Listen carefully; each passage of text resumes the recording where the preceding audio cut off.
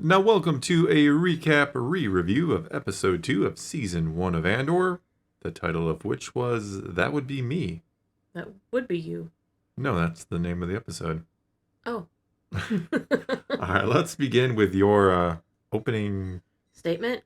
Well, I want to start out by saying episode 2 is the shortest episode of all season 1 of Andor. It is 38 minutes, including the credits and the little recappy stuff they put at the beginning. And it does feel short. It does feel shorter. Yeah. Okay, well, we start out with a little information on Cassian's planet. We know that it was a mining planet. Yeah, we get to see the big strip mining operation. Yeah, and everything there looks decrepit, looks like it hasn't been used in a long time. You start wondering, where are the adults? Yeah. Why are there just like a handful of kids living in the woods? Yeah, we get the impression the Empire showed up, took everything of value, and left, and probably something happened where the adults were killed or taken away, potentially. We don't know. But the kids have been left to fend for themselves, and something just crashed on their planet, and they are off to check it out. Which goes back to the first episode, of course. Then we're back to Ferrix. I love the dude who plays the anvil. I'm just going to say that. Oh, yeah. What looks like a Beskar anvil, but probably not. It's probably not Beskar. Oh, that thing would be valuable. Yeah, he'd just take that thing and head off planet. But no, it's a nice touch because it just kind of adds to the ambiance of the whole planet and the city. Right. It shows you, he comes out and he plays it. It's the end of the workday. You see everyone's going home, wrapping up for the night. It's really nice. It signals the beginning of the workday, the end of the workday. Yep. We get to see our boy Tim. Tim is the next domino in the puzzle, as he has made the decision after seeing his new girlfriend maybe messing around with Cassian, or that's what he thinks is happening. He kind of takes it the wrong way and decides, I'm going to turn this guy in. He sees the notice looking for a man from Kenari, and he sees Bix acting like a cheating girlfriend. Well, yeah. So it gives him a lot to think about. Well, she's being all elusive, and let's not hang out tonight. Even though he just knows that Cassian just rolled back into town. And yeah. I mean, you understand the jealous boyfriend thing, right? He's got the hottest girl on Ferrix. Come on. Yeah, and he doesn't want to lose her, not to Cassian. Cassian, the bad son. Yeah, well. Comes home, bickers with his mom. No, I do feel like Cassian, they're definitely showing you that he's not a great son. No, at the very beginning, he's not a great guy. Hide this from Marva, let's tell a lie.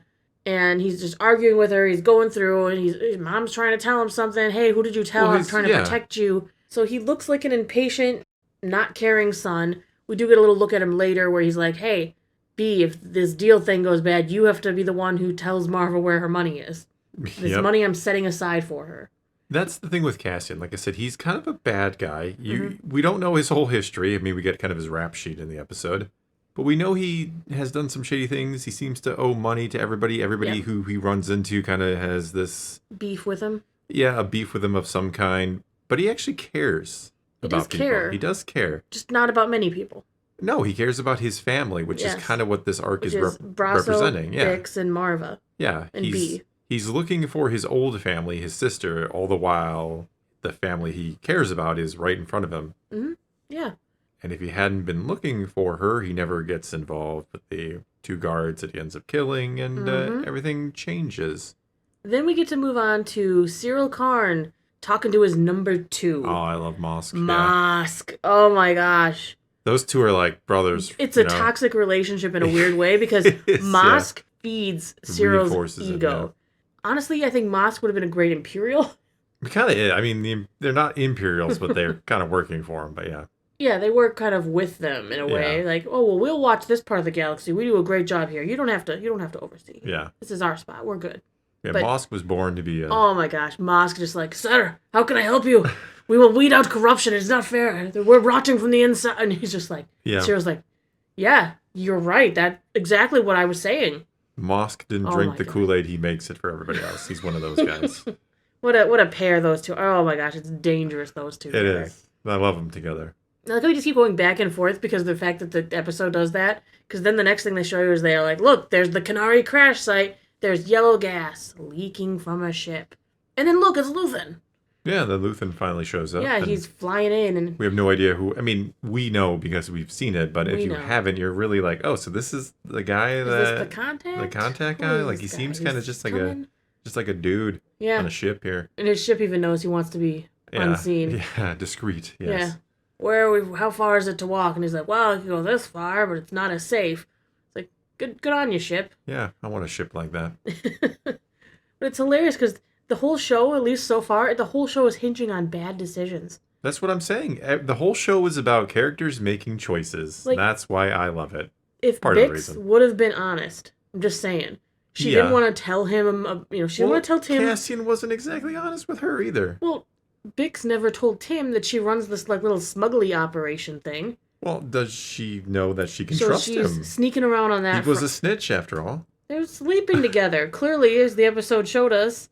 Yeah, so we saw. There's got to be some trust. I mean, they worked the shop together. I know. I'm just giving you a hard time.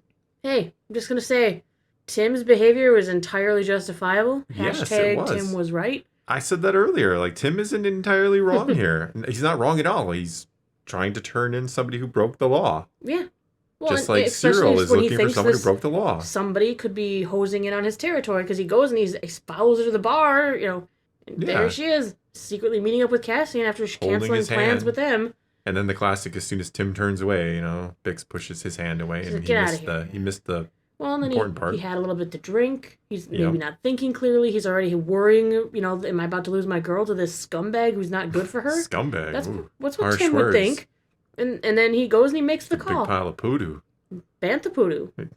Indeed, we even saw a stuffed bantha in the episode.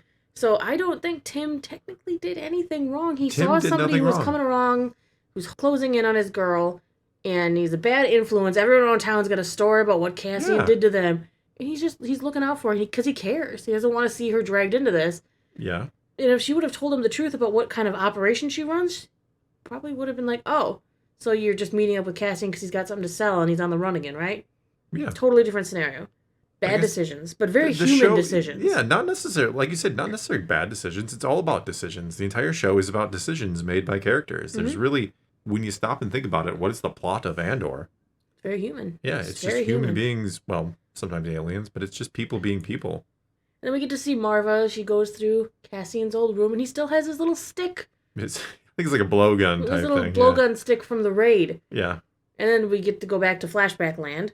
Yeah, and we see the leader. We see the dead. Oh, we see the scientists on the ground with the separatist symbol on them. They must be some sort of sciencey thing. There's yellow gas leaking from the ship. The two dudes on the ground are yellow. I don't know if that's a coincidence. Well, in the new book, no spoilers, no big spoilers, that we do know that the separatists had all kinds of fun weapons. Yeah, and they weren't all dead. No. They injured, possibly killed. I think they killed. I think killed. One of the main kid. The rest of the kids all grabbed her, were taking her back, and Cassian decided to stay. He wanted to be brave. I think he needed to test himself. I think it felt like. Plus, I think he feels a little responsible because he saw the guy getting up right before and he shot her, and he didn't say or do anything. Not that he probably knew exactly what to do in that moment. Yeah. Do you yell? Do you not yell? It's hard to say. And then we go back to Ferrix, where they're talking about Kenari. Why would they be talking about Kenari? Yeah, Cassian's going to use to smuggle them off planet. Yeah. And apparently the official entry into the data logs say that Kenari was abandoned after an Imperial mining accident. Just an accident, yeah. And that it was deemed hazardous. Yeah. But it's weird because they call it an Imperial mining accident. They're lying. Yes, because the separatists were crash landed on the planet. We don't know what the heck that is all about. The timetable on that is interesting too. Because if there's a separatist ship flying around, is that remnants of maybe some leftovers? Could be. They didn't all the Empire was formed. Surrender immediately. Also, I really wish we could get a full backstory of what happened to Kenari. I mean, it was deemed hazardous, but there were some kids who survived there. So maybe whatever happened, just they were far enough out. Or there was no accident. And they just don't want people investigating that they strip mined the planet. But then all the adults are still dead. How do these this handful of kids lives in the woods? They may have not known about the children. I don't know. Again, we don't have any answers. Yeah. It's a question mark. It's actually one of the few little plot holes that I think exists in the show. Yeah, plot hole's a strong word. It's just not fully revealed. I don't know. Plot hole.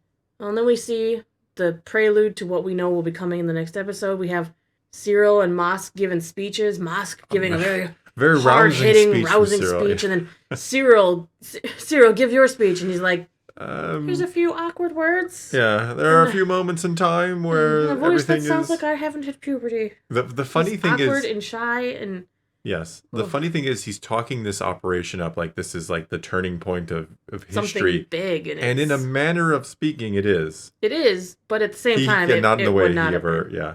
No. But no, but because of everything that is happening, eventually the rebellion will get their hands on the Death Star plans, in large part because of Cassian and Jyn and the others. But if this doesn't happen, if he never launches this raid and Cassian just gets away scot-free, and doesn't eventually team up with Luthen here, everything changes. Everything changes because Cassian at least wouldn't be a player in this. Yeah. So in other words, Syril was right. He was just wrong about how Cassian would still have been a player because Luthen still had wanted to meet him. Yes, but I think Cassian just runs otherwise. I don't know. Perhaps. We'll never know what would have happened. And then we get to see Luthen coming to town, riding the space bus. Yes. Having a really awkward conversation with somebody who may or may not be some sort of Imperial ISB spy. We don't know. We don't know. We know they're out there. They're doing their thing. But it's nice that they planted that seed of doubt in your brain. Like, you always have to be careful. It's one of those, it's Chekhov's gun again, right? Where you're like, well, why is this scene happening? What does this scene purpose serve? Because when they're on the cutting room floor, anything that is, they're going to trim the fat. So this seems like a very strange kind of scene. This whole episode would have been 2 minutes after Filoni came in with the scissors. Oh my God, it would have been the sex scene, I think. The whole 3-episode arc would have somehow been cut down to 20 minutes. Yeah, Filoni would have chopped this thing up and added some explosions. Filoni probably watched this and go, why didn't he cut that? Yeah. What the heck? Why didn't he cut that? We're just kidding. No, yeah. Or are we? I don't know. And then we get that loud outro music that just gets you pumped and something is coming because we're bringing in the drums and it's everything is coming to a head here. Yeah, they really give you that impression and then it makes you just go, I need to see what happens next. Yeah, which is why we got all 3 episodes at once, I think. It also made me mad when you stopped the episode because I was like, no, the music's not done. You got it. I know. You gave me a look like I could have just left the music running. But you didn't. But I didn't. But for now, that's all we got for you this time. Now it is your turn. Take to the comments below. Tell us what you thought of this second episode of Andor or what you thought of our re-review here of it. Whatever the case may be, leave those comments below. Let's talk some Star Wars. And until next time, thanks for watching.